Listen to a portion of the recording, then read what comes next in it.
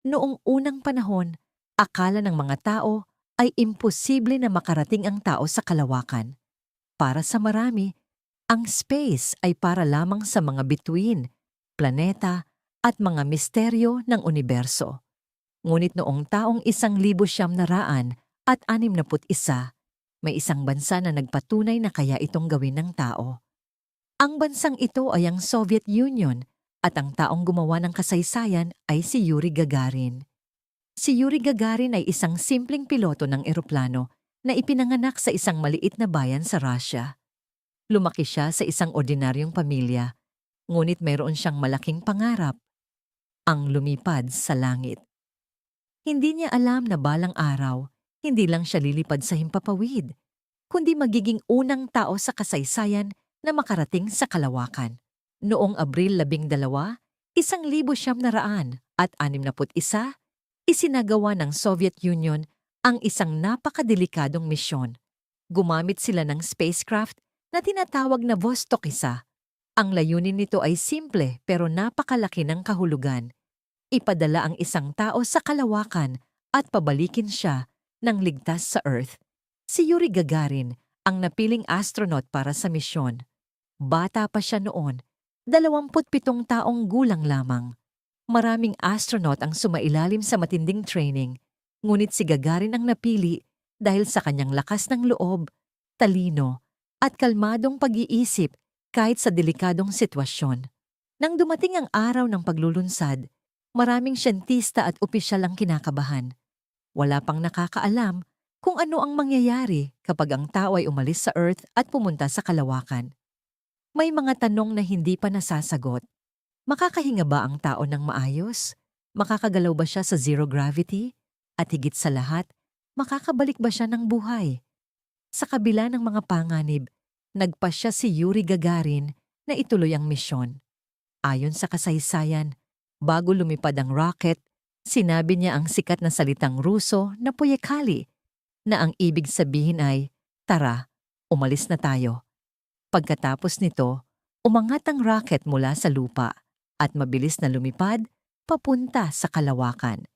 Sa loob ng Vostok 1, naramdaman ni Gagarin ang matinding puwersa ng paglipad habang papalayo siya sa Earth. Ilang minuto lamang ang lumipas, opisyal nang nakarating si Yuri Gagarin sa kalawakan. Siya ang naging kauna-unahang tao sa buong mundo na nakakita sa Earth mula sa space gamit ang sariling mata. Habang umiikot ang spacecraft sa paligid ng Earth, nakita niya kung gaano kaganda ang ating planeta. Makikita ang mga ulap, karagatan, at lupa mula sa taas. Ayon sa kanyang mga sinabi, napakaganda raw ng Earth kapag tinitingnan mula sa kalawakan. Ang buong misyon ay tumagal lamang ng 108 minuto. Sa loob ng oras na yon, umikot ang Vostok isa ng isang beses sa paligid ng Earth bago ito bumalik sa planeta. Pagdating ng oras ng pagbalik, kailangang lumabas si Gagarin mula sa capsule gamit ang parachute upang makalapag ng ligtas sa lupa. Sa kabutihang palad, matagumpay siyang nakabalik. Ang misyon na ito ay hindi lamang tagumpay para sa Soviet Union. Isa itong napakalaking hakbang para sa buong sangkatauhan. Dahil dito, napatunayan na posible palang makarating ang tao sa kalawakan. Matapos ang makasaysayang paglipad na yon, naging sikat si Yuri Gagarin sa buong mundo. Tinanggap siya bilang bayani at naging simbolo ng tapang at pag-asa sa panahon ng space race.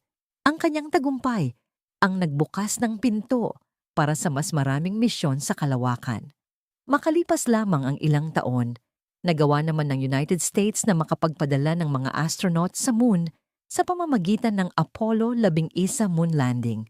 Ngunit kahit marami ng astronaut ang sumunod, hindi kailanman mawawala sa kasaysayan ang pangalan ni Yuri Gagarin.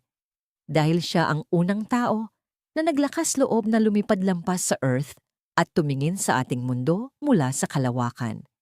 Hanggang ngayon, ipinagdiriwang pa rin sa maraming bansa ang Abril 12 bilang Yuri's Night o International Day of Human Spaceflight, bilang pag-alala sa araw na unang nakarating ang tao sa kalawakan.